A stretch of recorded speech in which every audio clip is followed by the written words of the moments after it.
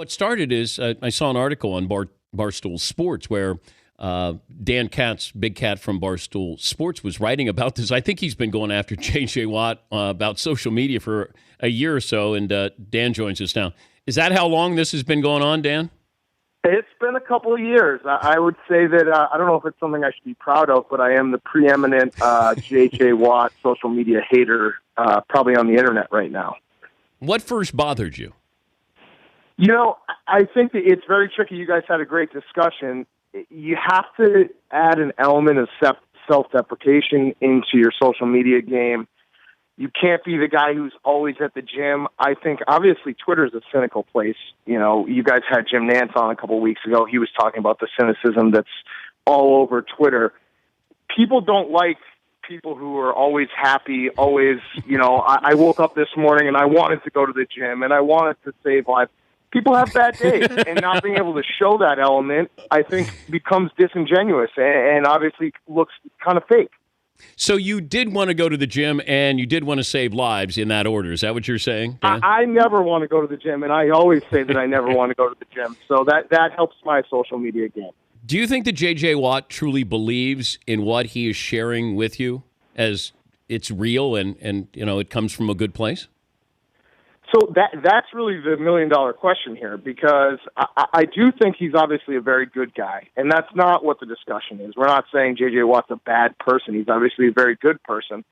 The question is, does he think that, you know, telling everyone – the perfect example is the Kobe Bryant game the other night. Yep. When he Snapchats at 10:30 at night that he's at the gym, not to make it about himself, and then he points out that he's not making it about himself and that it's really Kobe's night, even though he was the one who told us that he was at the gym at 10:30. So it's a very weird dynamic with him, and I do think that just kind of showing a little bit of a human side, I don't know where he can get that. I've actually told him that he should do a video with me. We'll take off our shirts and flip some tires because I got the fat body, and he's obviously probably has 4% body fat. But something that shows a human side would go a long way for him. So you've engaged with him. How did he respond? We had probably the most passive-aggressive subtweet off I think I've ever seen on Twitter. He was not. He's not a fan of mine. Obviously, the irony of it, the whole thing is, I'm a University of Wisconsin grad. So if anyone should like J.J. Watt, it should be me. But yeah, hopefully we're going to do something. You know, a video or something together. And I told him we humanize people. We'll show them in a different light.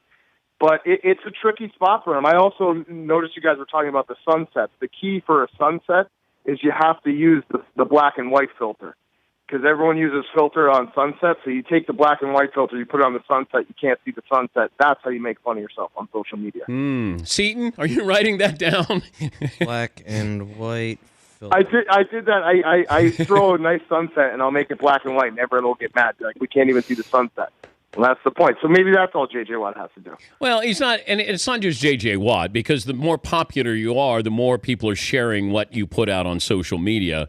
If DeAndre Hopkins puts something out, not many people are going to be picking that up the way they do with J.J. Watt. But it's like Russell Wilson. I think Russell was kind of teetering on the brink of doing the same thing.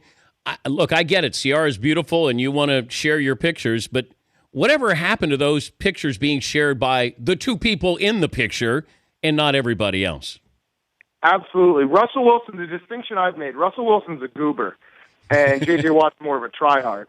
So that's the line between them. But Paulie and I have talked about this before, and Paulie kind of told me that the Hard Knocks show obviously was a kind of a tipping point because HBO, J.J. Watt's a star. They made the show very much about him. They showed him nonstop. And when you do something like that, and it's supposed to be a team sport, and it's all J.J. Watt all the time, people start noticing, and they start, looking at it a different way. But Tebow was doing this before J.J. Watt was, where he's running. Yeah, but Tebow stunk.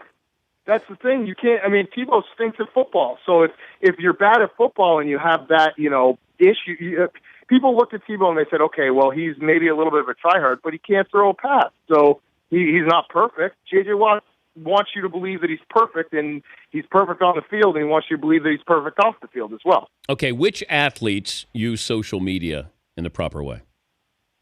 So this is a little biased because I do consider them friends, but Chris and Kyle Long, I think, are the perfect case. They, Chris usually goes back and forth with fans. Kyle actually plays video games with fans.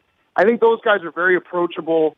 They're normal, and they don't take themselves too seriously, and they can make fun of themselves. And that's really what it comes down to, is we want to be able to see athletes. We want to see the human side. We want to see, we know that you have friends that probably bust your balls from time to time. Let us see that. Let us see you have a night where you don't go to the gym and maybe you go to the bar or something like that. Let us see a little bit of that.